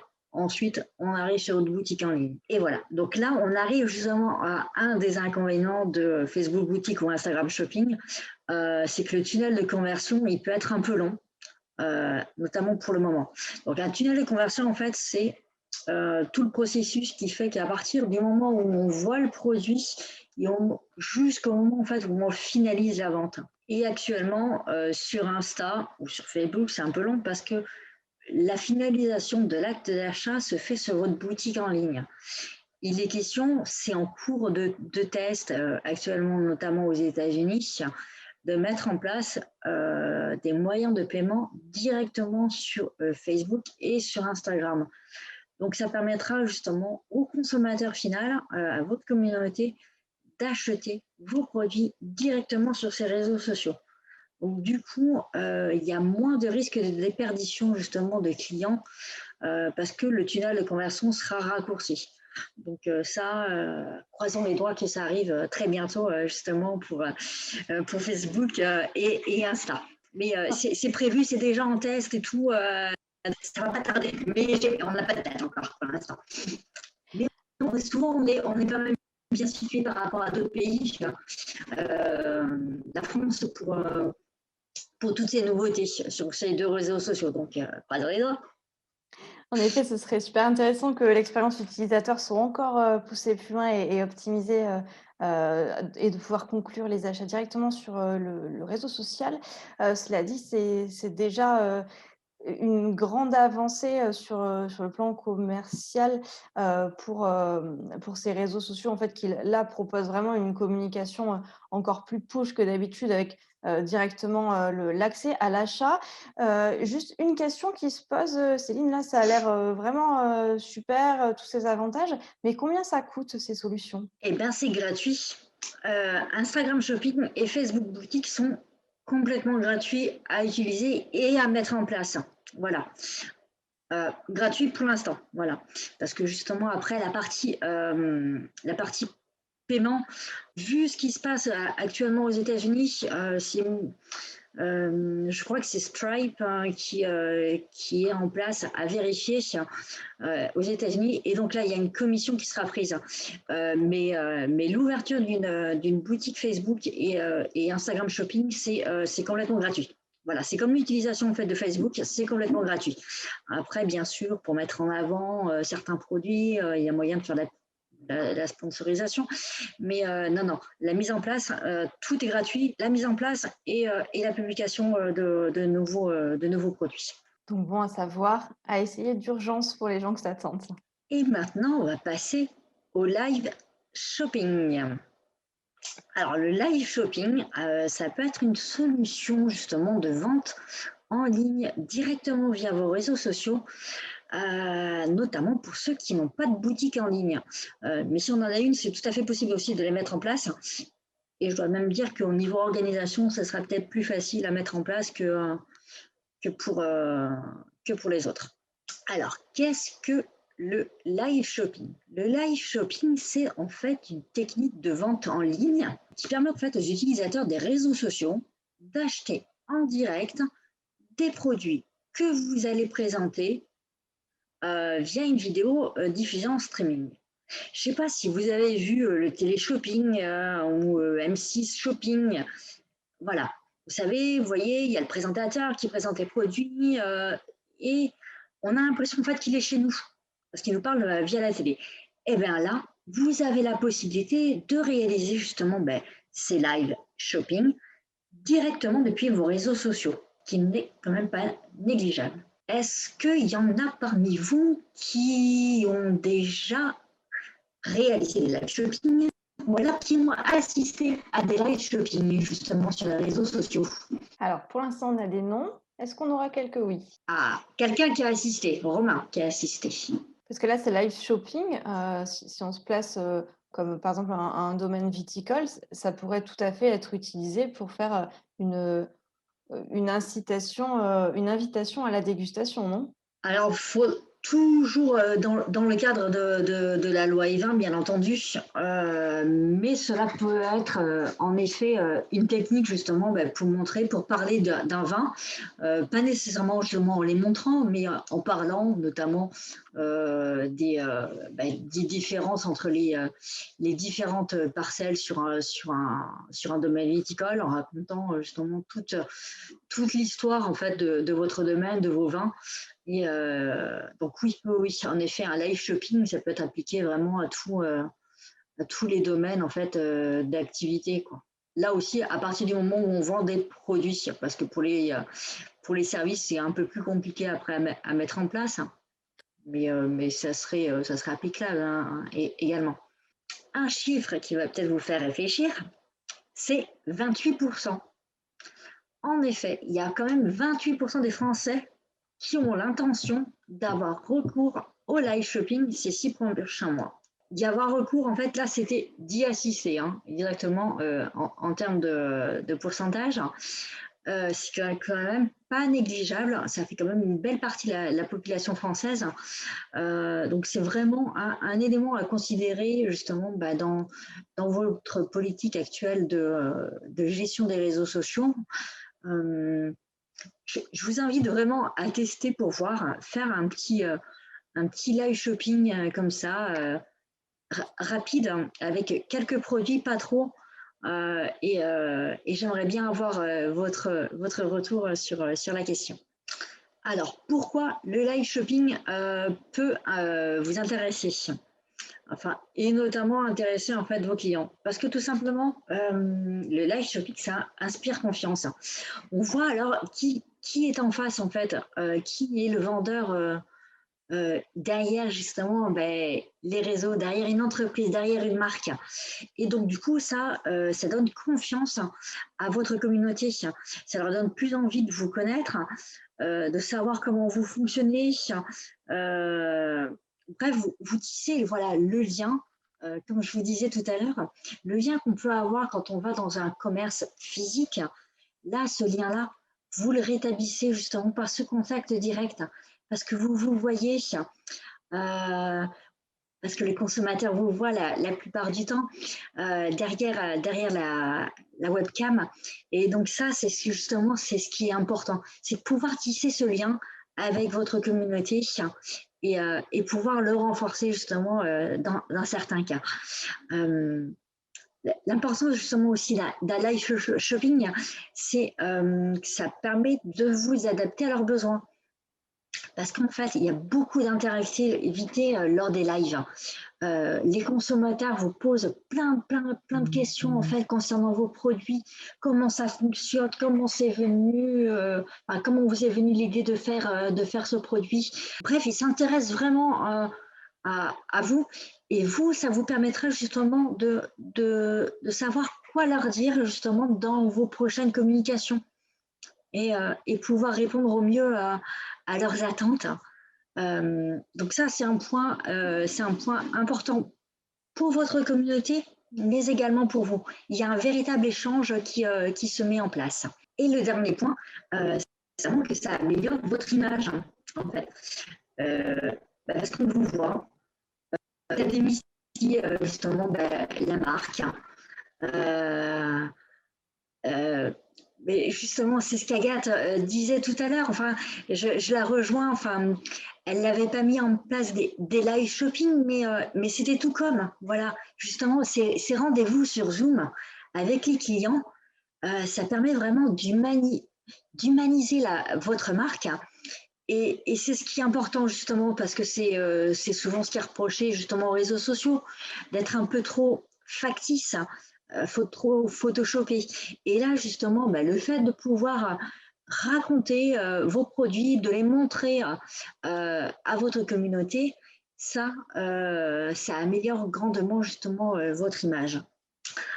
Alors, toujours concernant le live shopping, il y a 3 points que j'ai notés qui étaient intéressants pour moi, qui vous permettra peut-être de savoir aussi si c'est adapté ou pas à votre situation. Alors, le premier point, c'est la clientèle qui est le plus habituée à ces live shopping. Il s'agit souvent des jeunes femmes, souvent des moins de 25 ans jusqu'à présent. Ce sont elles qui, pour 52%, ont montré justement un intérêt pour le live shopping. Il y a 49% qui ont montré l'intention d'y avoir recours en fait ces 6 prochains mois. C'est quand même pas négligeable. Il faut dire qu'en fait, les précurseurs dans le domaine dans lequel justement les boutiques en ligne ont été les précurseurs, c'est souvent les boutiques d'esthétique et de mode. C'est pour ça que c'est plus les jeunes femmes qui ont été justement attirées par ce nouveau mode d'achat.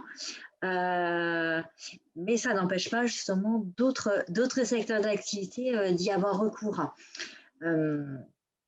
On a notamment des gros de la distribution, à savoir Carrefour, on a Leroy Merlin, on a d'autres grandes enseignes aussi qui se sont mis au live shopping ces derniers mois, avec plus ou moins de succès, parce que là aussi, il faut tester quand même, voir un petit peu comment ça fonctionne, comment c'est réagi avec un peu tout le monde. Et donc, je vous invite vivement quand même à tester aussi, voir avec votre clientèle cible, savoir si ça fonctionne. Le live shopping, il est considéré comme un mode d'achat innovant pour 69% des Français. Donc, pour des marques qui peuvent avoir justement une image parfois un peu vieillotte, ça permet justement de redonner un petit coup de frais, justement, un petit coup de modernité à votre marque. Et dernier point, et le nom mais non moins des moindres, c'est tout simplement que c'est une méthode de vente qui est quand même relativement pertinente. dans notre contexte actuel de crise sanitaire. En fait, voilà, pour 70%, c'est le cas. Parce que tout simplement, ça permet d'en savoir un peu plus sur vos produits avant de réaliser l'acte d'achat. Donc, généralement, on faisait tout ce travail de recherche, d'information des produits, à la fois sur les sites internet, ça c'est sûr, mais pour avoir vraiment un conseil personnalisé, on le faisait directement dans un commerce local, tout simplement. Et donc là, le fait de pouvoir partager en live shopping les informations, pouvoir répondre aux attentes de vos consommateurs, c'est ce qui permet justement d'échanger cette absence de conseils en commerce physique. En effet, encore un outil digital très intéressant pour se réinventer littéralement et être dans une communication adaptée et accessible. Et je dirais même directement dans le smartphone de l'utilisateur. Juste une question, et comme pour les outils précédents, on se pose la question du coût. Alors, le coût, alors le live shopping aussi, ça dépend après de votre objectif final et de vos moyens. Mais il est possible de mettre en place en fait un live shopping directement chez vous, tout seul, avec votre smartphone ou bien avec votre ordinateur portable muni d'une webcam ou un ordinateur fixe, peu importe. Et donc le coût est nul, tout simplement. Vous pouvez le faire de manière complètement simple. C'est pour ça que je vous dis, vous pouvez tester tout simplement une mise en place, voilà, avec un ordinateur, une bonne webcam, et là vous avez un coût limité, quoi. Vous avez déjà votre ordinateur à la maison, et pour les ordinateurs portables avec une webcam intégrée. Donc après, il est certain qu'on peut rajouter plus de matériel, on peut rajouter notamment plus de lumière, rajouter des micros, notamment des micro-cravates, de manière à ce que le son soit bien meilleur. On peut rajouter pas mal d'accessoires au fur et à mesure, de manière justement à avoir un live de très haute qualité. Mais il est possible dès le départ, en fait, de pouvoir accéder, de pouvoir réaliser des lives sans surcoût. Voilà, ça vous permet de tester un petit peu la chose avant justement d'investir dans du matériel un peu plus professionnel. Voilà. Et encore une fois, ça fait écho à ce qu'on disait tout à l'heure avec Franck, le fait de pouvoir tester, faire des vidéos au départ même avec son smartphone. Et puis, vous voyez, s'il y a une traction de la part de vos utilisateurs, si ça marche, là, réfléchir effectivement, alors soit à faire appel à un prestataire extérieur pour un très bon niveau professionnel, soit à vous former vous-même en adaptant la technique. Voilà, oui, tout à fait, tu fais bien de le rappeler, Amandine. Du moment que les coûts grimpent en même temps que votre retour sur investissement. Oui. Et c'est surtout qu'il y a des professionnels qui sont vraiment spécialisés dans la captation en direct. On y a recours, nous, à la mêlée régulièrement. Mais voilà, ça vous permettra après justement d'avoir du matériel de professionnels et de ne plus avoir à gérer cette partie technique justement qui peut être un petit peu importante au fur et à mesure en fait que vous mettez en place des lives qui sont de longue durée. Les avantages et les inconvénients du live shopping. Le premier avantage pour moi, c'est que ça permet tout simplement aussi de pallier à l'absence de boutique en ligne. Pallier dans la mesure justement où, par exemple, vous êtes fabricant on va dire de conserves, de fruits et légumes. Ça vous permet justement de pouvoir montrer les produits, de les prévoir, de les mettre de côté après pour vos clients. Et comme ça, justement, vous préparez au fur et à mesure du live shopping les commandes de vos différents clients et eux vont pouvoir ensuite venir directement dans vos boutiques. Ça vous fait une sorte de click and collect de manière un peu orthodoxe. Voilà. Mais c'est sûr que si vous avez la possibilité d'avoir la boutique en ligne, c'est bien plus pratique au niveau de la gestion par la suite. Un autre avantage voilà, du live shopping et non des moindres, je dirais c'est même le premier avantage du live shopping, c'est qu'il y a une vraie dynamique lors de la vente en ligne. Considérez-vous un peu voilà, comme une place de marché, comme si vous étiez sur le marché, tout simplement. Vous êtes là en train de parler de vos produits, de les présenter, de les expliquer, d'amener, de raconter leur histoire. C'est tout l'aspect commercial, justement, que vous pouvez mettre à votre profit.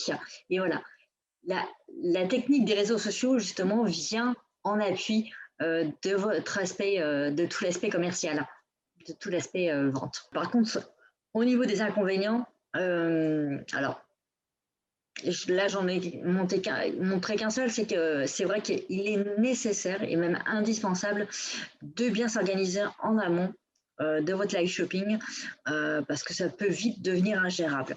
Je veux dire, essayez de rester sur un format court au départ pour que ce soit plus facile, d'en avoir que quelques produits à montrer. Parce que vous allez voir rapidement, en fait, vous allez avoir votre communauté qui va vous poser des questions sur vos produits et qui vont vous demander justement de les mettre de côté pour eux, parce qu'ils passeront justement après en boutique ou sur votre domaine pour les acheter. Et si vous présenterez trop de choses, vous allez être vite débordé par le live. Donc, pensez vraiment bien à tout le scénario. Voilà. Pensez le live comme un film, un scénario où vous allez présenter donc, tous les produits au fur et à mesure. Donc, prévoyez techniquement juste à côté de vous pour pouvoir en parler et pouvoir répondre justement aux questions de votre communauté. Et donc, le deuxième aspect aussi là, que on a abordé un petit peu tout à l'heure, c'est vraiment tout l'aspect technique. Après, si vous voulez vraiment monter en force pour votre live shopping, il faudra penser à investir, que ce soit vous directement ou bien par le passage par un prestataire extérieur. Alors, on a Franck qui nous donne une astuce dans le chat. Pensez au statut VDI. Des vendeurs directs indépendants qui sont en train de se digitaliser, notamment avec le live shopping. Énormément de vendeurs, de vendeuses, de moules en silicone, pour pas parler de marque, de moules en plastique, tout le matériel, même des produits diététiques aussi. Il y a énormément en fait de ventes qui se font en ce moment et qui sont plus orientées justement, voilà, encore une fois vers les femmes qui sont plus adeptes de ce type de shopping. Mais c'est pas, enfin, je vois pas pourquoi les hommes ne seraient pas intéressés par ce type de shopping non plus. Donc peu importe en fait votre secteur d'activité, il y a toujours le moyen d'adapter, de se réinventer, de réinventer la façon de vendre actuellement par rapport à la crise sanitaire. Et pour moi, voilà, le live shopping, c'est un moyen supplémentaire, complémentaire. Voilà, ça ne viendra pas se substituer à la vente en magasin, mais c'est un moyen complémentaire justement de toucher parfois une autre clientèle que vous n'auriez pas touché de cette manière-là. Et je reviens sur le marketing d'influence dont on parlait tout à l'heure. Pourquoi ne pas imaginer d'organiser une session live shopping où vous allez inviter par exemple un influenceur qui va peut-être vous aider à parler de vos produits, de votre domaine et puis accès très storytelling également pour là, vraiment dynamiser votre image de marque. Qu'est-ce que tu en penses, Céline ? Complètement. Il y a les lives durant le premier confinement se sont énormément développés.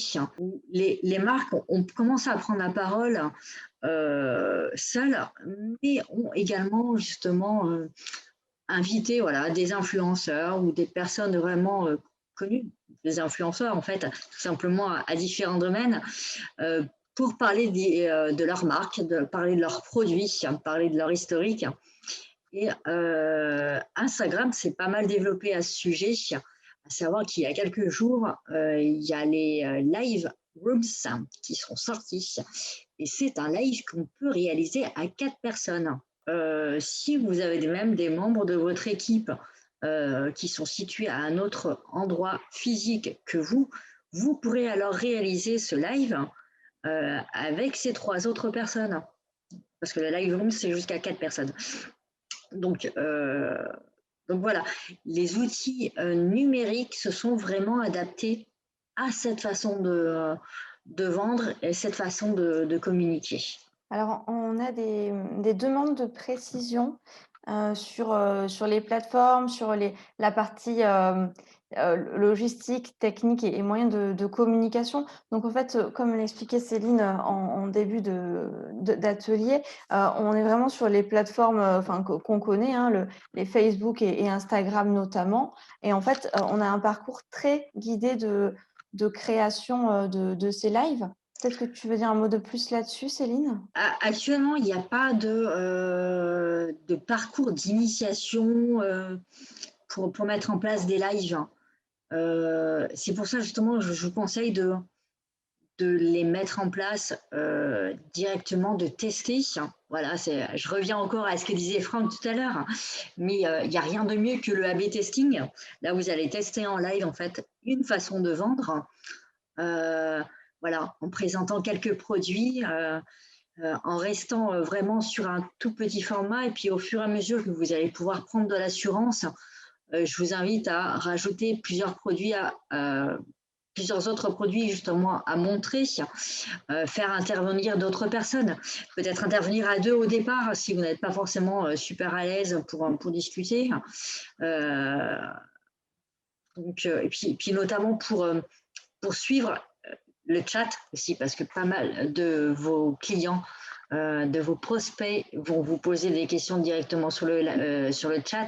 Donc c'est là où il est important justement de pouvoir travailler avec quelqu'un qui va vous dire, comme le fait là Amandine avec moi, pouvoir lire les questions sur les chats et pouvoir répondre justement en direct à toutes les sollicitations. Puis ce qui est très intéressant avec ces plateformes de réseaux sociaux, c'est aussi leur capacité d'adaptation, elles aussi, à créer sans cesse des nouveaux formats, à tel point qu'on peut s'y perdre d'ailleurs si on n'est pas un ou une spécialiste comme Céline. Et j'insisterai sur le fait que la veille est très importante. Et pour cela, je vous conseille à titre personnel d'aller visiter régulièrement le blog de Céline, puisqu'elle fait vraiment une veille de toutes les nouvelles fonctionnalités. Et puis, encore une fois,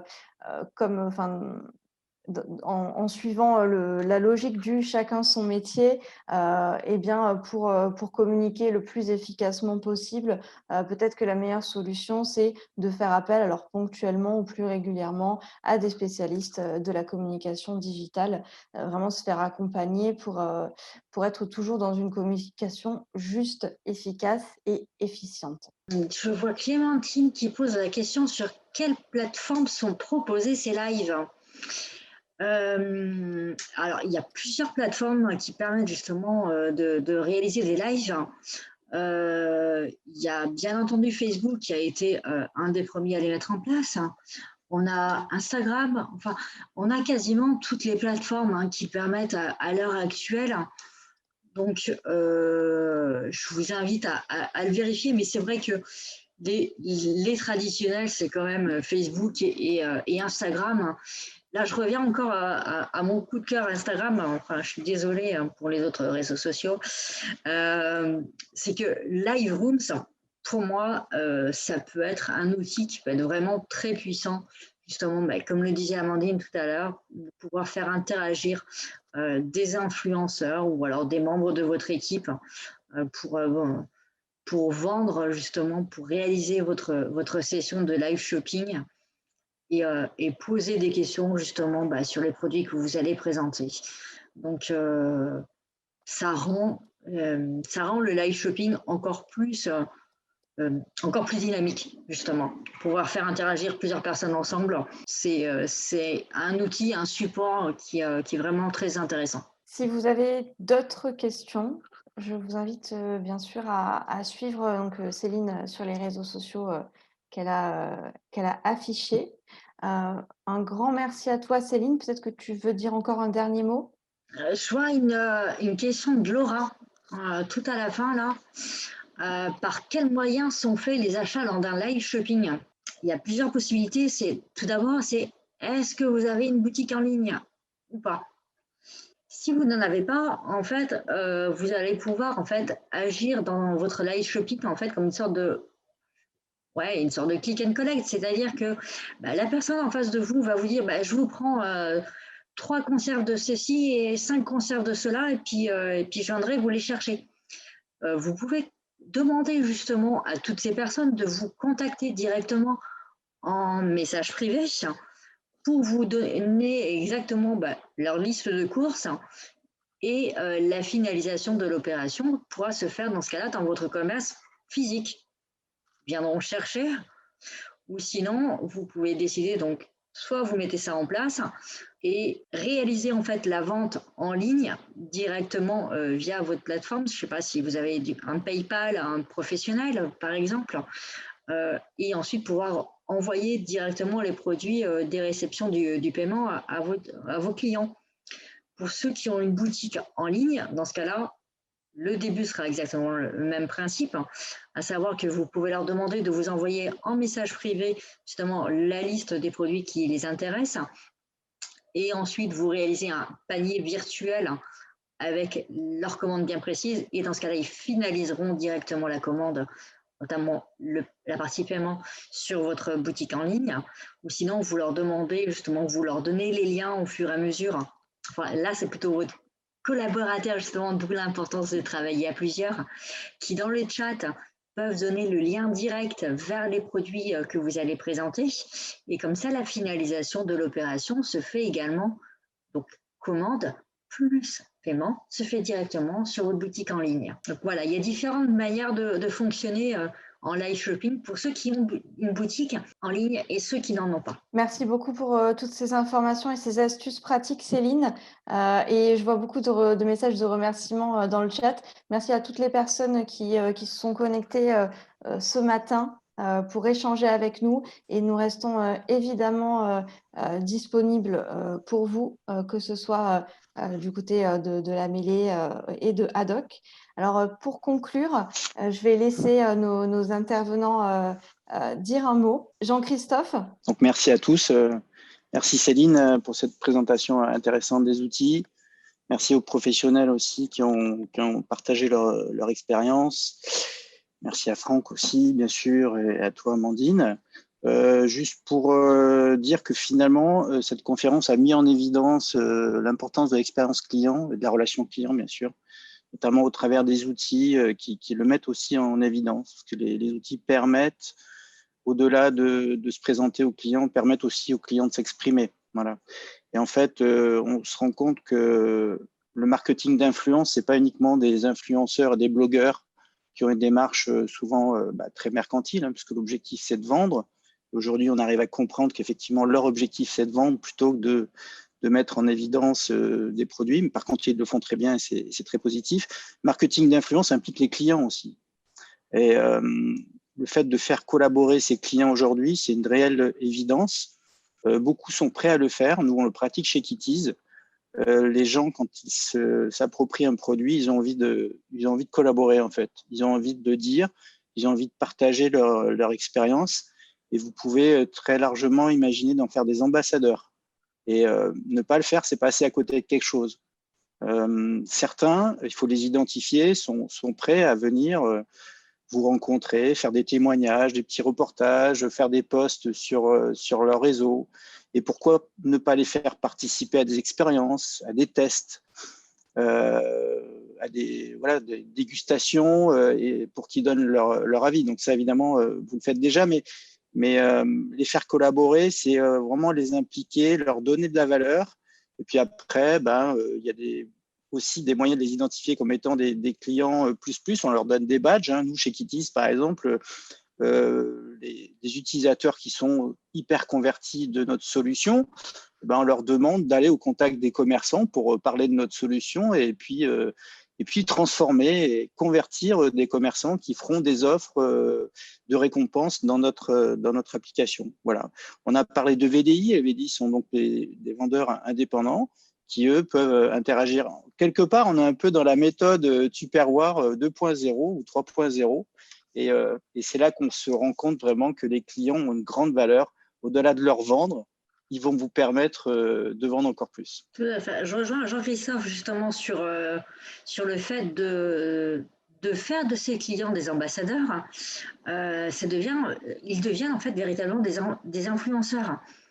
Pas forcément des méga influenceurs comme on a l'habitude de voir, mais des micros, des nano-influenceurs et qui ont aussi, au même titre en fait que les méga influenceurs, un rôle à jouer justement dans votre politique commerciale.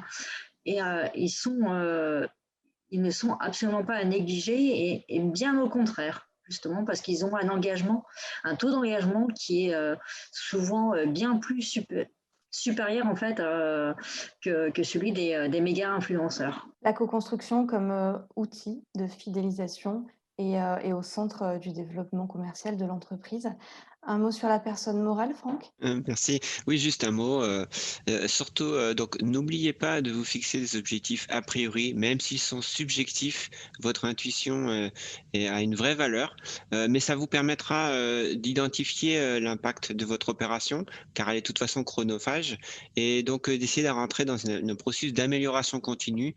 Ça va être très satisfaisant pour vous, et puis surtout, ça aura un impact sur la personne morale. Merci beaucoup. Je vous remercie infiniment pour vos contributions riches lors de cette première matinale Food and Wine Connect. On vous communique très rapidement les dates des prochaines. Un grand merci à Adoc pour la co-organisation de cet événement et vivement la suite. Merci également à Jean-Christophe Russier, donc Franck, évidemment, Franck Bertu, Agathe Frézoul, Romain Chaulier et Laurent Graël pour leur témoignage professionnel. On se retrouve très vite et je vous dis bon appétit. 11h58, just in time, promesse tenue. Merci Amandine. Merci Amandine. beaucoup, à très Merci, bientôt. Amandine. Et je précise que vous retrouverez le replay sur YouTube pour revoir et repartager cette conférence. Merci Un grand pour merci. l'accueil. À bientôt. Merci, À au très revoir. bientôt.